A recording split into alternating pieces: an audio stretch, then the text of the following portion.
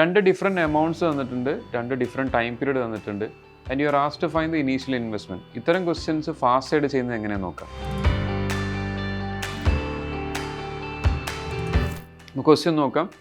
3 വർഷം കൊണ്ട് 27,900 ആയി, 6 വർഷം കൊണ്ട് 41,850 ആയിട്ട് മാറിയിട്ടുണ്ട്. നമുക്ക് ഇനീഷ്യൽ ഇൻവെസ്റ്റ്മെൻ്റ് ആണ് ഫൈൻഡ് ചെയ്യേണ്ടത്. അപ്പോൾ നമ്മൾ കൺവെൻഷനലി മെത്തേഡിലാണ് ഇത് ചെയ്യുന്നതെങ്കിൽ എമൗണ്ടിൻ്റെ ഇക്വേഷൻസ് എഴുതണം. A2 is equal to എന്നുള്ള ഇക്വേഷൻ എഴുതി, A1 is equal to equation എഴുതി. ഈ രണ്ട് ഇക്വേഷൻസ് നമ്മൾ ഡിവൈഡ് ചെയ്ത് അതിൽ റേറ്റ് ഓഫ് ഇൻട്രസ്റ്റ് ഫൈൻഡ് ചെയ്ത് തിരിച്ച് സബ്സ്റ്റിറ്റ്യൂട്ട് ചെയ്ത് കുറേ സ്റ്റെപ്സ് വരുന്നൊരു ലെങ്തി പ്രോബ്ലമാണ് ശരിക്കും ഇത്. നമ്മൾ സ്കൂൾ ബേസ് ചെയ്യുമ്പോൾ കുറേ ലെങ്തി പ്രോബ്ലമാണ്. പക്ഷെ നമുക്ക് കോമ്പറ്റേറ്റീവ് എക്സാമിന് വരുന്ന സമയത്ത് മിനിമം ടൈമിൽ നമുക്ക് പ്രോബ്ലം ചെയ്യണമെങ്കിൽ ഫാസ്റ്റസ്റ്റ് അപ്രോച്ച് എടുക്കാം.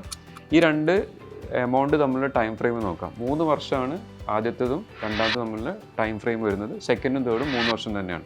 ഒരേ ടൈം ഫ്രെയിമിൽ വന്നിട്ടുണ്ടെങ്കിൽ ജസ്റ്റ് റേഷ്യോ എടുത്താൽ മതി. നമ്മൾ ആ പറയുന്ന എമൗണ്ടിൻ്റെ തേർഡ് എമൗണ്ട് സെക്കൻഡ് എമൗണ്ടിൻ്റെ റേഷ്യോ കാൽക്കുലേറ്റർ അടിച്ചു നോക്കാം. 1.5 എന്നുള്ള വാല്യൂ ആണ് വരിക. ഇതേ വാല്യൂ തന്നെ ഫസ്റ്റ് എമൗണ്ട് സെക്കൻഡ് എമൗണ്ട് നമ്മൾ വരണം. നമ്മൾ കാൽക്കുലേറ്ററിൽ ഈ തന്നിരിക്കുന്ന 27,900 ഡിവൈഡഡ് ബൈ 1.5 എന്ന് അടിച്ചാൽ നമുക്ക് ആൻസർ കിട്ടും. ഇത്രേ ചെയ്യാനുള്ളൂ. സോ ഡയറക്റ്റായിട്ട് സ്റ്റെപ്സ് ഒന്നും എഴുതാതെ ഇക്വേഷൻ ഒന്നും എഴുതാതെ നമുക്ക് ഒരു മാർക്ക് സുഖമായിട്ട് സ്കോർ ചെയ്യാം.